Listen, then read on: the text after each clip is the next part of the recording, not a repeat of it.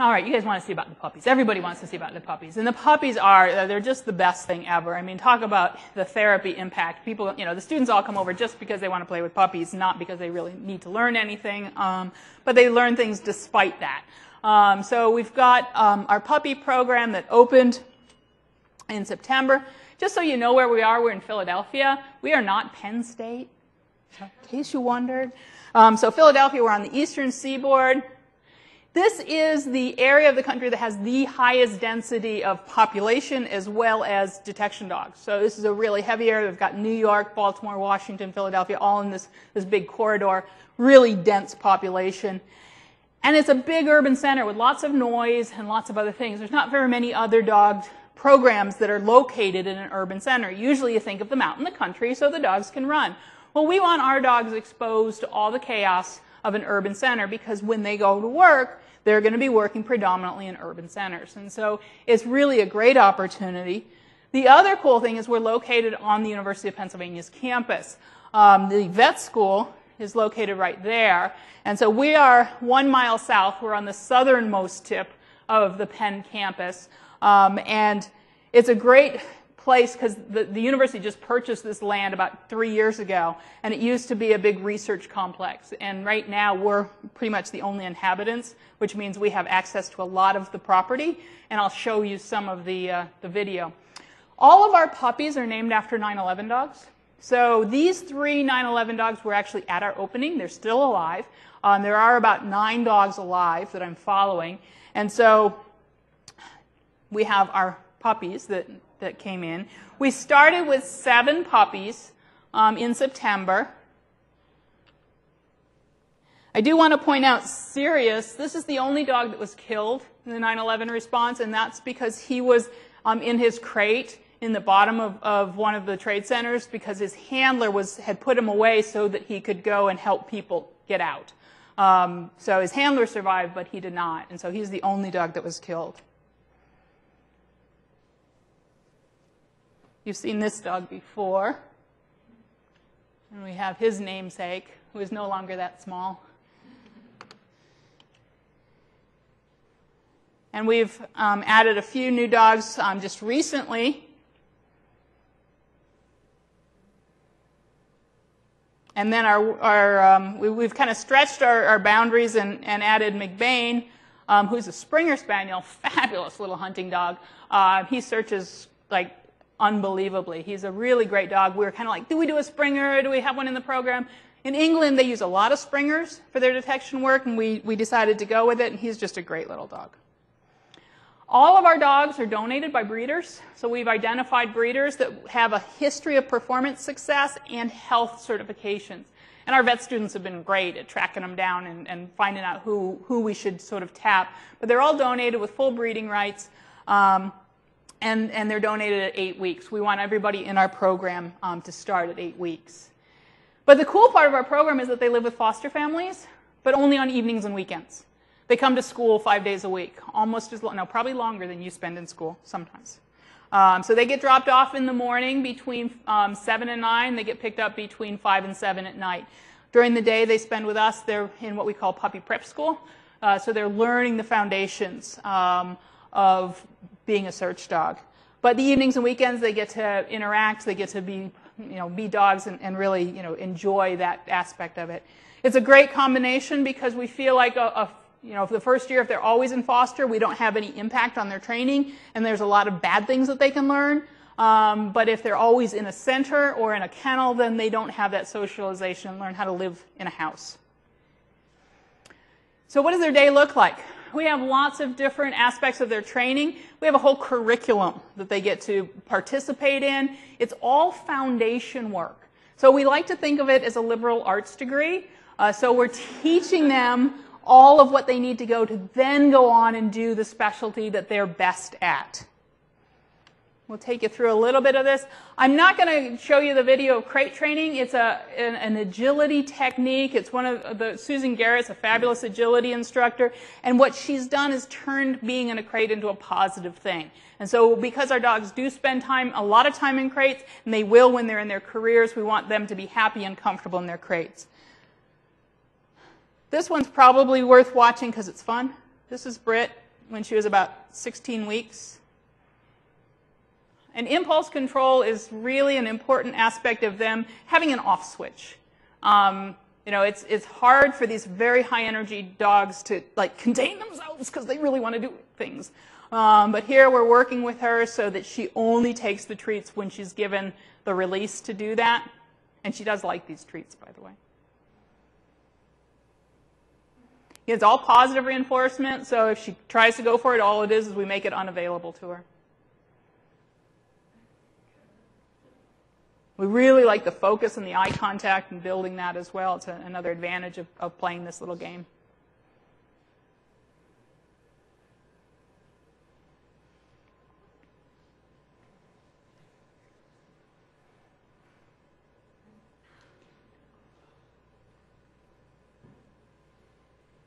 And again, we don't drag it out so long that she's going to lose. We want to set them up for success.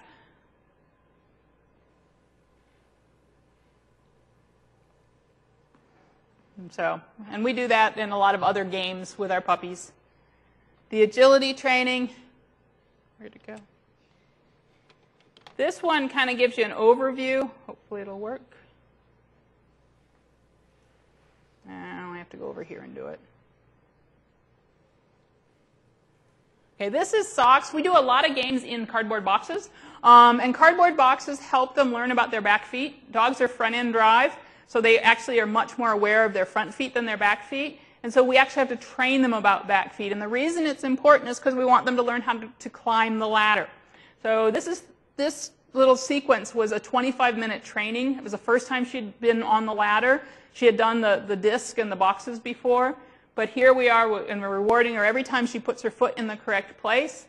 And so at the end of 25 minutes, you're going to see how she progresses. So first of all, she's gone. Now she's comfortable placing those back feet on the ladder. Now we're going to raise the ladder so it's elevated, totally unfazed by that. And now we're going to put the ladder on an angle, and she's totally unfazed by that. And that's part of that is because she's got this comfort level with knowing where her back feet are, and she's also learned how to learn new things. So that's part of what we do as their training. The search. There's two sets of videos I'm going to show you here. We train them on two things. One, we train them to search to find a toy. It's just a leather tug toy, but when we get to the point where we want to train them on bombs or drugs or whatever, we'll pair that toy with whatever their definitive odor is. The other training we have is on humans, live humans, and so I'm going to kind of take you through both of these just so that you get a sense of what we're doing. All right, I can do this. So this was like in the very first week at the center, and basically we're just having the puppies retrieve their toy on uneven surface. So this is a little gravel pile. And that's all. We're just having a great time. It's fun. Woohoo! That's the very first step. So then once they've got that concept, then what we're going to do is it's going to be a little harder. And the toy, we throw the toy into the ivy. They can't see it. So now he's got to start using his nose, trying to figure out where that toy went. He finds it, and woohoo, it's a game. It's just a big party. We're going to have fun. And Morgan likes to try and take the toy away from us. So this is our puppy Bear, and we got things a little bit harder now. We search indoors, outdoors, we search all over the place. And here he's not going to be able to see where the toy is put. So instead of watching it get thrown, it's been put someplace, and he'll see it, the person will go hide it, but he can't see where it was put. So now he's got to really start using his nose, sniffing around.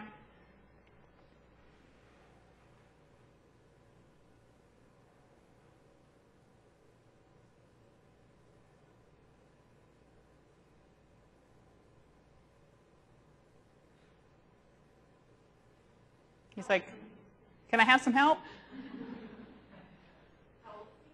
He was, at this time, about 14 weeks. It's like, and it's a game, and now we're going to play.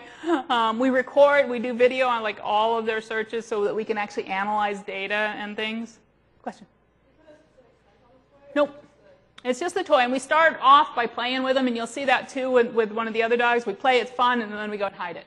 And so it's the scent of the leather, the other dogs. You know, when we put the toy in the washing machine, they're not as excited about it because it doesn't have all those great scents on it. But it's that combination of things. Eventually, we will put the toy and the scent together. Like we'll immerse the toy in marijuana or whatever it is. All right, so here's Socks, and she is, at this point, she is 4 months old, and she's searching. This is a bus that just kind of doesn't work, but we have broken into and have used it as a training aid.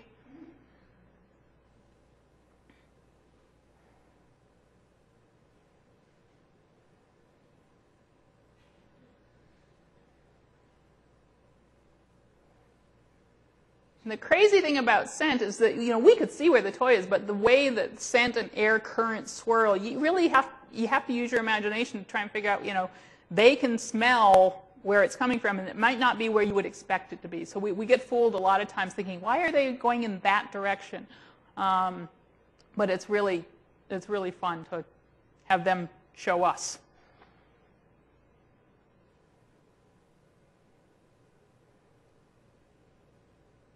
So one of the things you'll see in a minute is that she completely ignores the person that's filming. She climbs over them, right there. And this is something that's really important, that these dogs are so focused on their game that it doesn't matter who's there, what's going on around them, they're going to go ahead and find. Now you're going to see she's using her nose. She is so not using her eyes, because you and I can see where that tug is. She's waiting to get that scent. And now she knocked it with her foot. It's going to cause a little bit of a scent plume. And she's like, ah, of course, there it is. I knew it was here all along. So again, we get it harder and harder. This is Kai. She's our Dutch Shepherd. She's a bit of a Ferrari. She's an amazing search dog. You'll see her progression as she's searching for people in the next set of videos.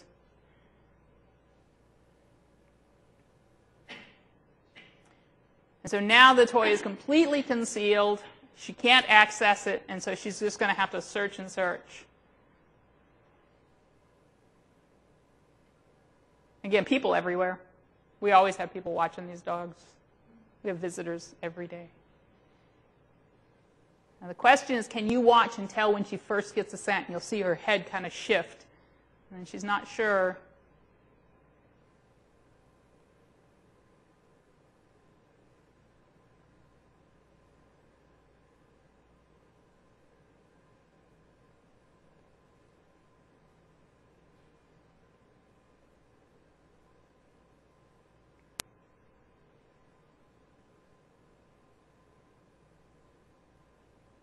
Did you see how she made that really quick turn there?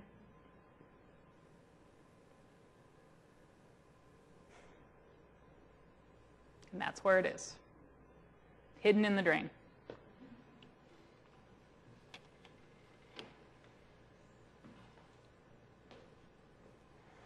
This is one of the other empty office buildings that we get to play in. So we hide things, send dogs. They all work independently. We don't have them on leash, although we can have them search on leash. But if they're on leash, the tendency is for us to go and influence them. We want them to figure it out.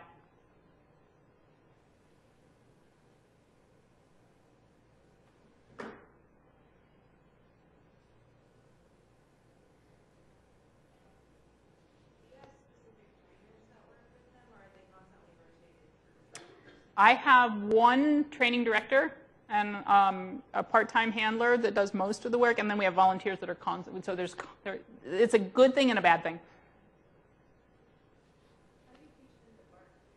Actually, we don't necessarily, and you'll see with Socks here, her natural indication is a sit. And so she is going to be a passive alert dog, and so that she has told us that her preference is for this kind of an approach. She will not do search and rescue. She will be an explosive detection dog. And you'll watch her response is very different from the next dog I show you, which is Morgan, and he barks. And part of it is if they can't get to it, they scratch and they bark and they want it. And so it's just their expression. But she's passive alert. And you'll see, and her butt just wiggles like crazy when it's like her butt's barking. She's like, it's here. It's here. Come on, it's here. And so we throw the toy so it appears to come from the source, but she can't actually access the source in that one. How do you affect your foster families with the fact that these dogs are very different? We've offered some classes for them, but mostly we don't ask a whole lot of them. We ask them just, we tell them from the beginning, these are our high energy dogs. The good thing is when they come to class 5 days a week, they're really pretty tired. The hard things are sometimes weekends or holidays. After Christmas, it was, you know, it was kind of crazy. Because we're close, we have the same hours as the university. All right, so this is Morgan. Morgan is who we call our bull in the china shop. He's full on. He's just going for it. And here he's about 6 or 7 months. It's a big old warehouse that we have access to. Yeah. Supposing they don't find it after a long time, like how long would you wait and what would you do if they haven't found it? That's a great question, and sometimes we have to do what's called a directed search. So if they're starting to feel frustrated, so what we do is we base, are they still searching? Are they still looking, or are they now starting to like get distracted? If they're still searching, we'll let them go. If they're starting to kind of lose energy, then we may put them on leash and we may, you know, walk them and direct them a little bit so that they then are successful.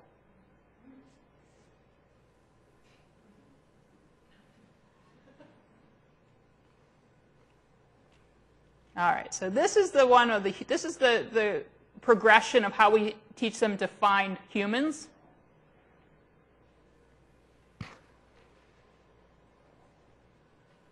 So this is just building drive, playing with them, tugging, making them like the game. She's a little distracted at this point. She's only like, 15 weeks.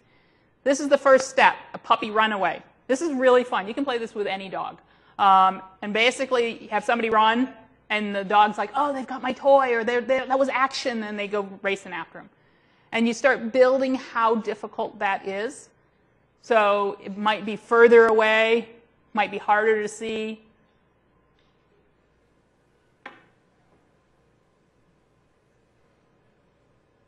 In these settings, you see she has a leash on. This is an open area, and at that point, we didn't really trust her recall. We never had an issue, but it was just, we were new at it, and we were a little nervous. Now we don't usually have them wear their leashes. So here, he's going all the way way out of sight and kind of in a nook that's going to be really hard. She's got to actually really use her nose and find him.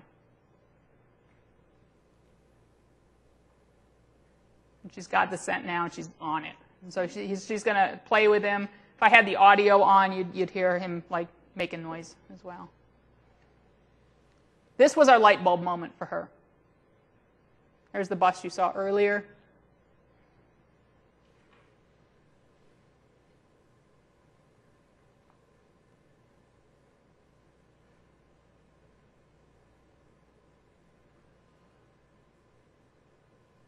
She's slowing down, looking for the scent, trying to figure it out. You can see her nose is up.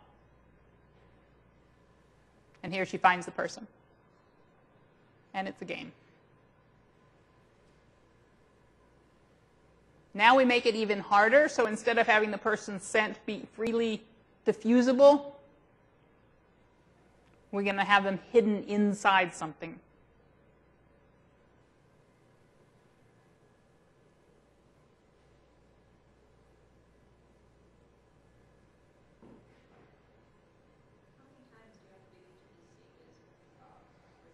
Depends on the dog.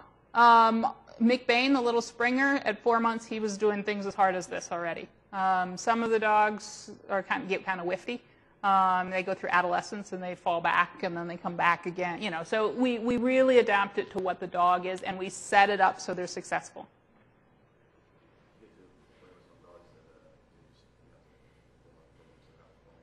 Pardon?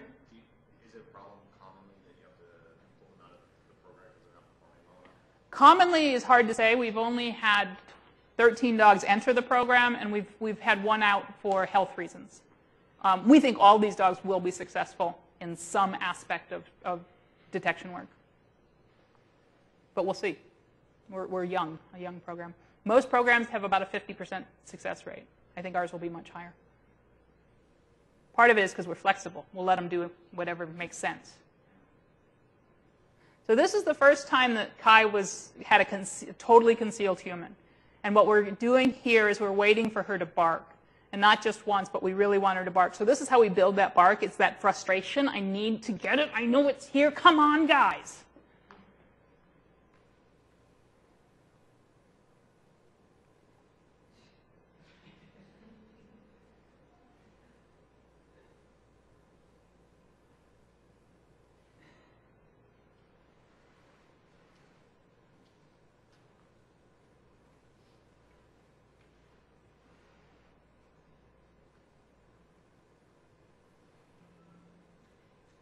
There you can see she's starting to bark. Person that was going to reward was a little slow. Could have rewarded then, but there we go.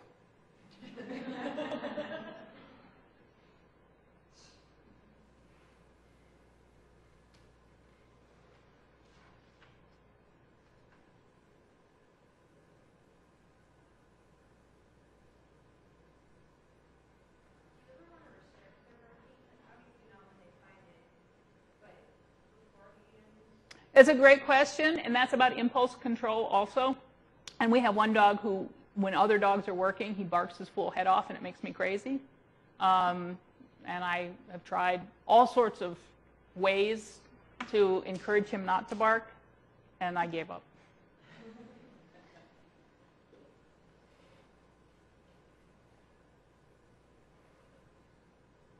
This is the first time you'll see with the bark barrel. I think she had only done the bark barrel once or twice before, so we have a person hidden in a barrel in this, what we call our rubble pile or a dirt pile. And again, she's moving very freely. She's choosing where to go, and there's lots of people everywhere.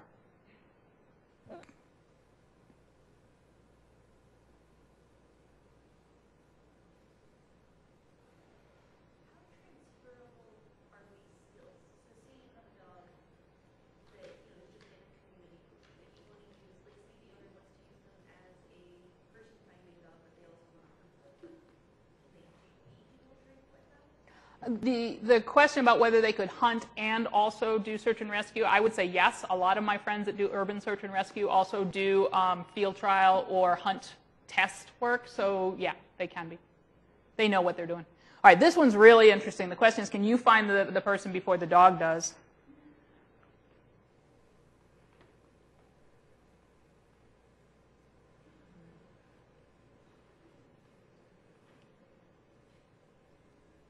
Hides at a high height are really hard, but they don't seem to faze her. So that person was hiding up on top of that, and they didn't even have the regular leather toy, they had a ball. And so it was, she's definitely figured out it's the person that she's looking for, and the person that's not, I mean, she wasn't contained in anything, she was just not out in the open. So it was, that we were really proud of her for that.